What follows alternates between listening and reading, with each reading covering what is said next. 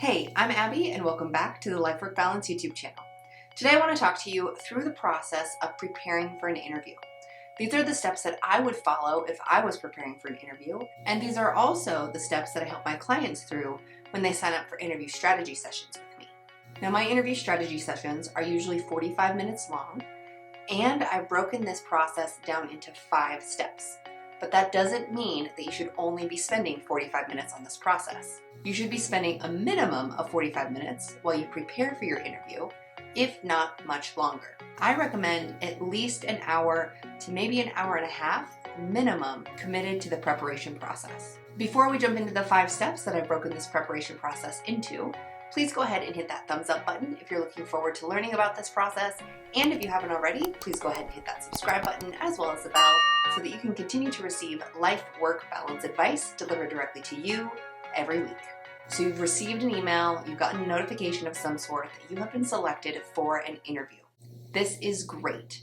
However, you do not want to just wing this interview. You want to put some intentional and strategic preparation into this process. So here are my 5 steps that I recommend you follow to help yourself appropriately prepare for any interview. First, you want to review the job posting that you applied to, your resume, your cover letter, and any other supplemental materials that you may have used, submitted, or completed as a part of this application process. This gives you a good refresher on what this position is about and the experience, education, skills, knowledge, and abilities that you bring with you to help you be successful in this role. So I usually start off by reviewing the job posting first. I review the qualifications, specifically the minimum qualifications first, then any preferred qualifications.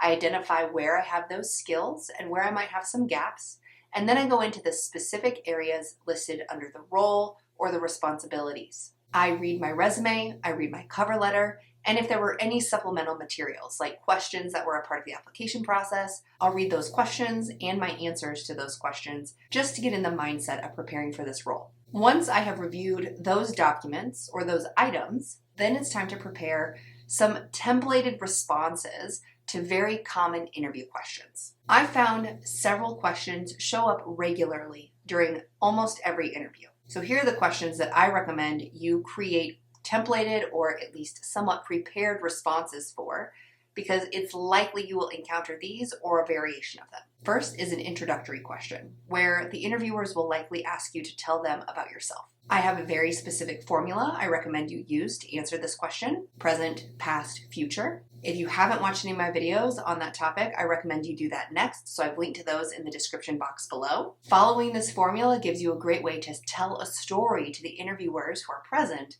about yourself and how you're going to be a great fit for this position. The next couple of questions that you can be prepared to answer not only help you prepare a general response to this type of question, but also help you understand why you want this role. And so these questions are: why do you want this role? Why do you want to work for our company? And why are you leaving your current job? If you can understand at the core why you want this role, why you want to work for this organization, and why you want to leave your current organization or your current role, you don't even have to come up with a templated response, but you will be prepared to answer that question if it comes up. It also gives you a foundation to understand why you actually want this role and why you want to work for this organization. That's important because you can weave part of your answers to those types of questions into other answers to other questions. That way it gives you a consistency with how you show up when you answer these questions. For example, if I want this role and I want to work for this organization because I'm looking for a role that will expand my professional development opportunities, that will enhance or challenge my existing capabilities, and that allows me to work as a part of a team, I'm probably going to take those 3 pieces and mention that multiple times throughout the interview, including in my answer to tell me about yourself. So you want to have some consistency with your answers as well, so that they know that you truly are showing up for the reasons that you're saying you're showing up for. Then you want to evaluate your strengths and weaknesses as it relates to this role. Now, I have a couple of videos on how to answer questions about your strengths and your weaknesses, so if you haven't watched those yet, check those out next. I've got those listed in the description box below as well. But even if they don't ask you directly what your strengths are and what your weaknesses are, it'll be important for you to understand where your strong points are for this role and where you might have some gaps or areas in need of improvement. And then you'll always want to prepare to answer the common behavior-based questions. These are questions that will show up in practically every interview, and these are questions designed to help the interviewers understand how you will respond in a situation based off of your previous responses. Past behavior is the best indicator of future behavior. Again, I have another video on the different types of behavior-based questions you can expect in an interview. And I've got 8 different themes that you focus on. So you will want to think of 8 different scenarios that fit conflict or disagreement, collaboration or teamwork, questions around engaging with customers or clients, communication and miscommunication, accomplishments or achievements, time management, and times that you may have had to overcome an obstacle or a challenge. So those are the types of questions that you can prepare just general responses to, because it's likely that those questions will come up in almost any interview. The third step to this process is, after you've prepared those answers to common expected interview questions, you want to review the job posting in detail to identify areas where you might be asked job-specific questions. These are questions that will be based off of your job-related experience, your job-related education, and will allow the interviewers to understand how much training you might have or how much training you might need to be successful in this role. It also gives them a way to start to evaluate candidates to determine who has the best experience to be the most successful in this role.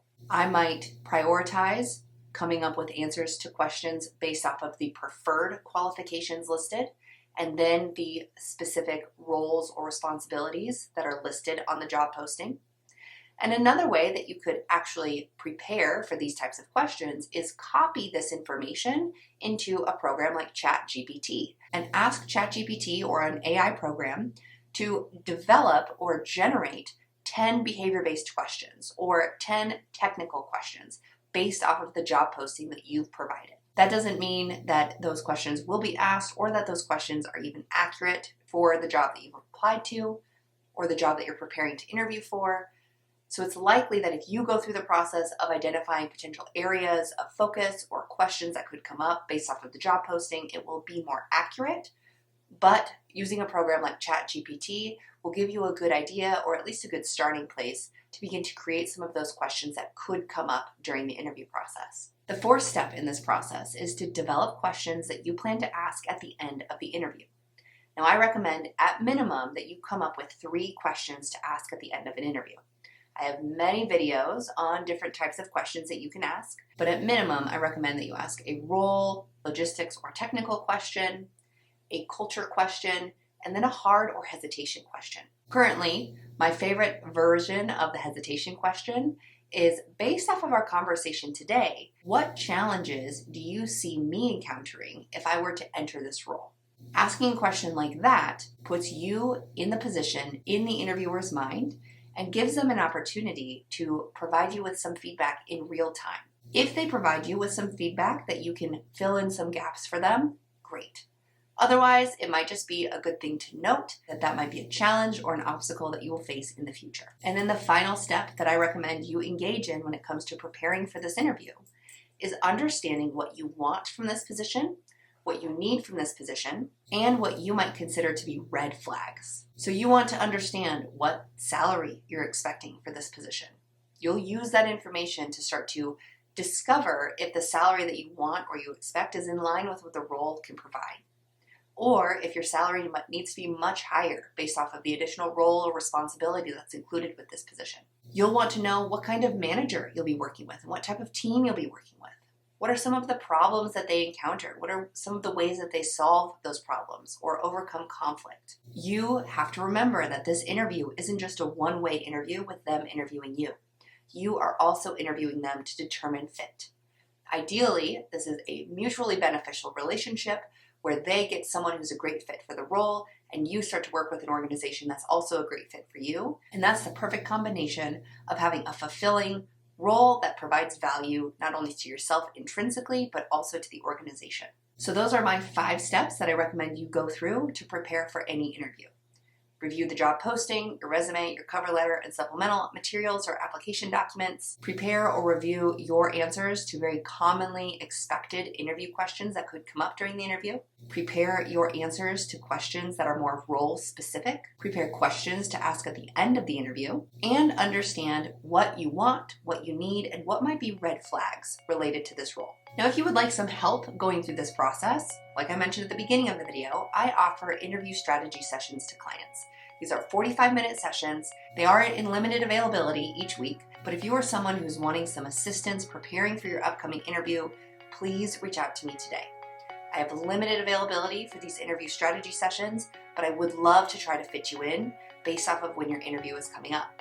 I can help you follow these 5 steps and even brainstorm your answers to these common and job-specific interview questions. If that's something that would interest you, I've listed my email as well as my website in the description box below. You can schedule with me directly through my website, or if you email me, we'll be able to set up a session directly. If you found this video helpful, please go ahead and give it a thumbs up. And if you have any questions, comments, thoughts, or ideas, please throw them in the comments box below. I love receiving comments. I do my best to get back to you individually, but just know that if you leave a comment and I'm not able to get back to you very quickly, your comment will likely help someone who is experiencing something in the future. So please, if you've got any questions, comments, thoughts, or ideas, throw them in the comments box below. If you haven't already, please go ahead and hit that subscribe button as well as the bell so that you can continue to receive life-work balance advice delivered directly to you every week. Thanks, and I'll see you next time.